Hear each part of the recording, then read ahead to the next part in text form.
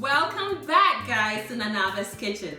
All my new subscribers, you are also welcome. Thank you so much for subscribing. If you haven't done that already, please go ahead and hit the subscribe button below, because this is where we cook all the great recipes raining from Africa, and we're putting a healthy twist on it each and every time. On today's menu, actually, let's put it this way. The main ingredient on today's menu is a plant that grows bountifully and rapidly around any water source. I remember back home, it will grow around the tap that was outside the house that we used to water the plants, my mom's plants. This, if you're guessing Kontomire, you are absolutely on the right, which is universally known as taro root leaves, okay? I have it right here. You'll see a quick video of it coming up pretty shortly. Now, more importantly, this leaf is high in fiber and also high in iron. It's so nutritious, but also delicious. And today's menu is vegan and vegetarian. My love letter to my vegans and vegetarians who love African food. Welcome aboard. Let's get cooking. So here is our little beauty. Yes, the kontomire, also known as taro root leaf. So what I do is I wash it up thoroughly, front and back. Really important that you do that. If you're going to eat a fresh leaf, you need to wash it very well. And then I slice them up into thin slices and set it on the side until I'm ready to use it. And then the pan is on medium heat and I add my coconut oil. Typically, we use palm oil, but I substituted with the coconut oil because I feel like it brings even a better flavor to the dish, and it's a lot healthier. So there you go. And I add a whole bunch of onions to it, and I also incorporate some fresno peppers for some heat and more authenticity. And then I add some fresh carrots as well. Now the carrots is optional, but I find that it brings a sweetness to the dish, which is really required. It really makes the dish nicer. So I sweat up all these vegetables and by adding some salt, and I cook it up until it's caramelized beautifully. And then I puree some fresh tomatoes and a little bit of ginger, and I add it to my onion mixture. I cook it up until it's beautifully caramelized, and the oil, when it starts separating, that's when you know, it's like right here, that's when you know it's ready for the next ingredient to be added. The next ingredient is what you're looking at right now, and it's egusi, which is also melon seeds.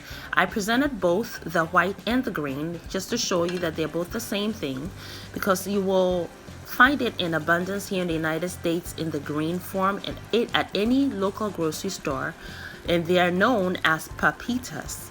Now, the white one I picked up from my local Ghanaian grocery store, and they are in the polished state, and that's why it's white. The green one is the melon seeds in this rawest state, okay? But they're all the same thing. So what I do is I blend it up with some water. I add 1 clove of garlic to it, and I also add some ginger, and I blend it up into that smooth paste, and I incorporate it in my dish in little bits, as you just saw.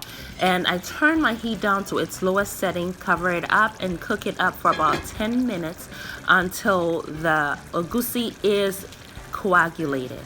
Now you can just throw it in and mix it all up, and what you'll end up with is a more creamy consistency, but I was going for scrambled egg consistency, and that's why I cooked it up this way. So then I go in, I break it up a little bit, and I mix it all up, and then I introduce some more moisture to it by adding the residue from the blender, putting some water into the blender and rinsing it up. This is the residue from when I blended up my egusi. So that went in just now. I fold it in, and I'm getting ready to add my kontomire, and that's why I need the moisture, because I need the moisture to wilt the kontomire down and to steam it up until it's cooked completely through. And that's important when you're cooking kontomire. The leaves tend to itch your throat if you don't cook it through completely, so that's important. I add a little bit more water at this point, fold it in nicely, and I cover it up until the leaves are completely cooked through. I also do a lot of stirring. The whole cooking process takes about 30 to 35 minutes actually.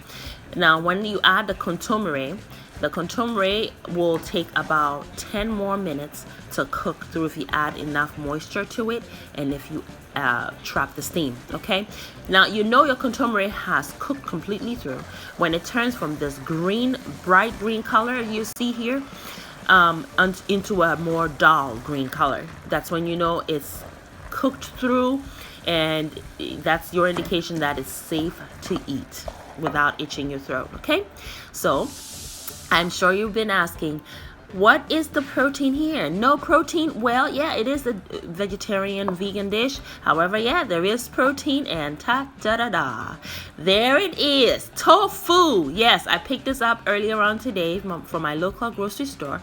I cut it up into bite-sized pieces and I marinated it for 10 minutes with some soy sauce and freshly crushed black pepper.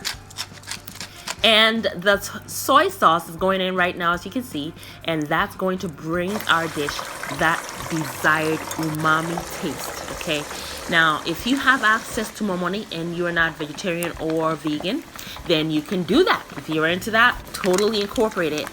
That will give it a similar umami taste. Okay, so there you go. Now what I do after I marinate it is I deep fry it, because tofu in its raw state is very delicate, so it will break apart into smaller pieces and it won't be you won't really enjoy that texture. So by deep frying it, you are going to be able to derive that robust texture, so when you put one in your mouth, it feels like you're actually munching on some meat or fish. All right, and that was just really exciting, cooking up the tofu in this way. It was, I think, the most exciting part of this dish. Now as you can see, the color of the kontomire has changed to that dull green color, your indication that it's cooked thoroughly and ready to be devoured. So I served it up with some mildly ripened plantain, and there you have it. Doesn't this look gorgeous? Don't you feel like digging in? I thank you for watching. Make it a great day and have fun, especially in that kitchen.